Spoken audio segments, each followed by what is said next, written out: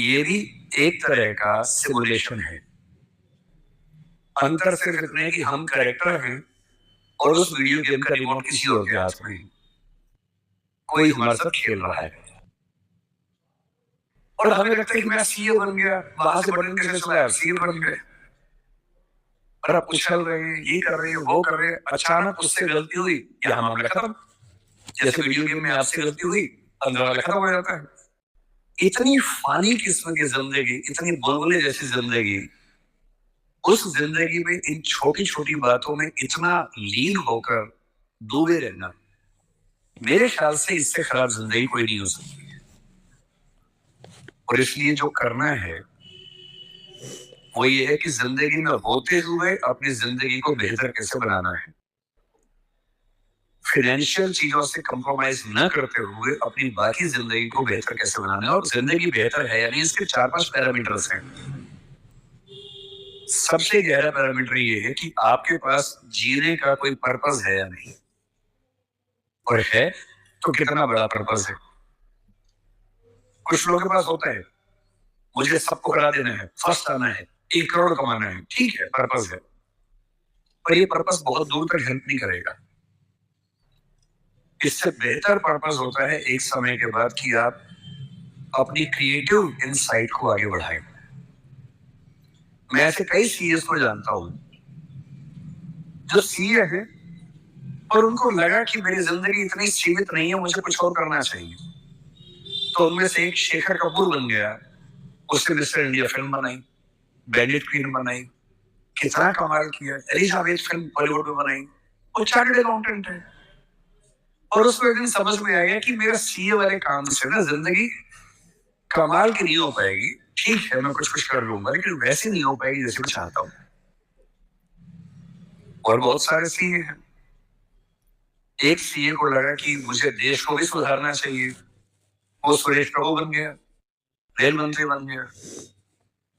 एक और सीए को लगा कि मुझे एक नई पॉलिटिकल पार्टी में ईमानदारी का संदेश लेके जाना चाहिए, वो राघव चड्ढा बन गया। इतने सारे सीएस हैं, कोई पॉलिटिक्स में आ गया, कोई उद्यम में चला गया।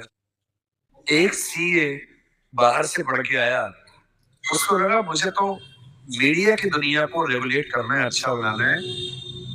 उसने एक मैगजीन शुरू की, इंडिया टुडे, और धीरे धीरे वो आज तक का मालिक बन गया। अरुण पुरी वो भी सीए है। क्यों सीए होके ये मान लेना है कि मेरी जिंदगी इतनी। एक यंग सीए सिद्धांत चतुर्वेदी फिल्मों में इतना सुंदर एक्टर बन के आ गया है, अभी वो गली बॉयज में आया, शानदार एक्टिंग करता है। एक सीए को लगा कि मुझे केवल अकाउंटिंग नहीं करनी है, मुझे तो कुछ बड़ा काम करना है, स्टार्टअप करना है, वो मोतीलाल ओसवाल बन गया।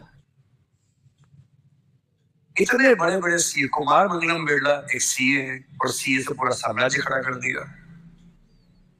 एक सीए को लगा ये सब छोटा है, मुझे देश के लिए काम करना है, देश के लिए मर मिटना है। और आज से 2 महीने पहले उसने देश के लिए अपनी जिंदगी बलिदान कर दी। कर्नल मनप्रीत सिंह जो सीए थे, वो भी चार्टर्ड अकाउंटेंट था। मेरी पहली आपसे गुजारिश ये है कि सीए बनने के बाद अपनी क्रिएटिव इंस्टिंक्ट को मरने मत दीजिए। कुछ क्रिएटिव, कुछ भी हो, वो क्रिएटिव हो सकता है कि आपको पेंटिंग करना पसंद हो, आपको पोएट्री पसंद हो, आपको फिल्म बनाना पसंद हो, फिल्म देखना पसंद हो, कुछ ऐसा। क्योंकि जो क्रिएटिव नहीं है, कई थिंकर्स कहते हैं कि जानवरों के पास भी 5 सेंसेस होती है, मतलब सबके पास नहीं, जैसे गधे के पास है, गाय के पास है, भैंस के पास है, 5 सेंसेस, हमारे पास 5 सेंसेस है। तो वो कौन सी चीज है जो मनुष्य को उनसे अलग करती है? तो वो क्रिएटिव सेंस। और जिसने अपनी क्रिएटिविटी को ही मार दिया, फिर वो तो मशीन, फिर काहे का इंसान। इसलिए मेरी पहली गुजारिश आप सबसे ये है कि सीए होते हुए कुछ ऐसा क्रिएटिव शौक पाल लीजिए कि दिन में 1 घंटा मस्ती से गुजार सके उसमें। वो कुछ भी हो, फिल्म देखने से लेकर कविता लिखने तक, पेंटिंग करने तक, कुछ भी हो। गाना हो, गाना सीखिए, सिंगिंग सीखिए, इस उम्र में सीखिए, तबला बजाना सीखिए, हारमोनियम सीखिए, गिटार सीखिए। कुछ ऐसा जो करते हुए डूब जाने का मन करे। बस कुआं खोदना मत सीखना, उसको डूबे तो मुश्किल हो जाएगा। बाकी कुछ भी जिसमें आपको मजा आता है वो सीखिए। दूसरा, एक ऐसा पर्पस जीवन में रखा, बेशक कितना सा पर्पस हो।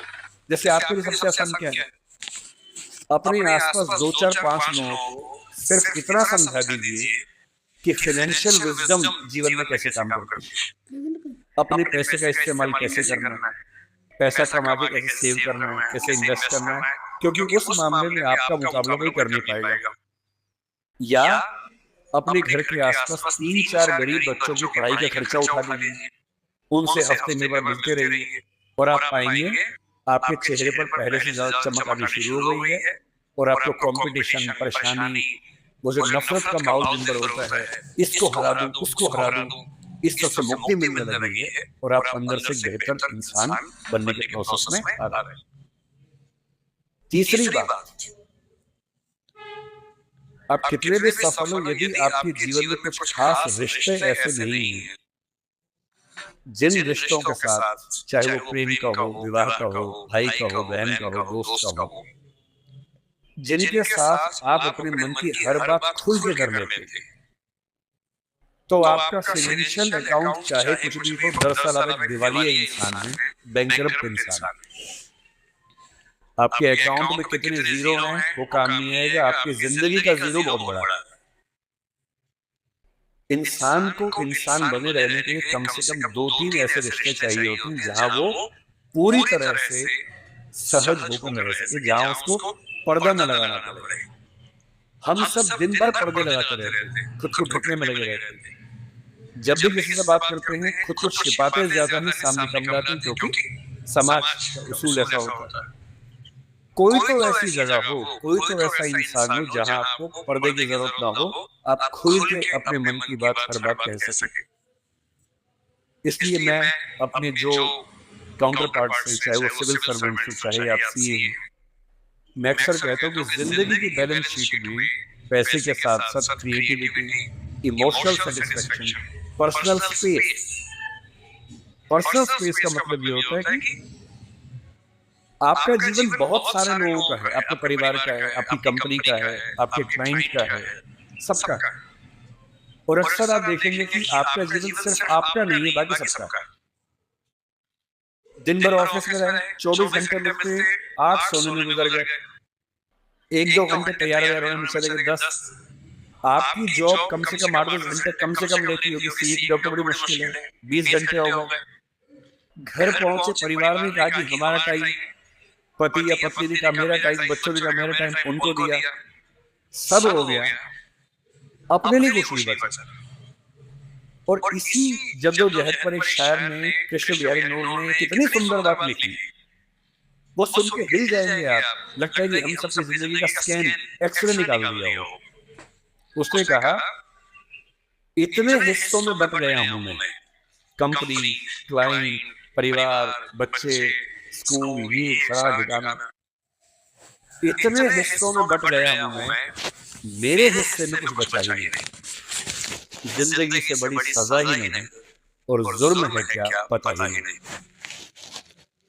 तो जब जिंदगी के अपने हिस्से आप बांट रहे हो सबके लिए, हो सके, मैं तो करता हूं रोज, हो सके तो रोज कम से कम आधा या 1 घंटा सिर्फ अपने लिए रखना है, जिसको मी टाइम कहते हैं आजकल। वो मी टाइम कैसे आ सकता है? उसका एक आसान तरीका ये है कि जब आप घर से ऑफिस से घर जाएं, अगर खुद ड्राइव करते हैं, वो मी टाइम हो सकता है। उसमें फोन को ऑफ कर दीजिए, अपने आप से बात करते हुए चलिए, अपने आप से सवाल, अपने आप से जवाब, अपने आप से ठहाका मार रहे हैं, कुछ सोच रहे हैं, उधेड़ बुन रहे हैं। अगर वो नहीं मिलता टाइम तो घर पे या ऑफिस में कुछ आधा घंटा निकालिए, कागज पेन लेके बैठिए, कुछ पॉइंट्स नोट कीजिए और रोज सोचिए कि आज का दिन मेरी जिंदगी को किस तरह से कंट्रीब्यूट करता है, अगर करता है या नहीं।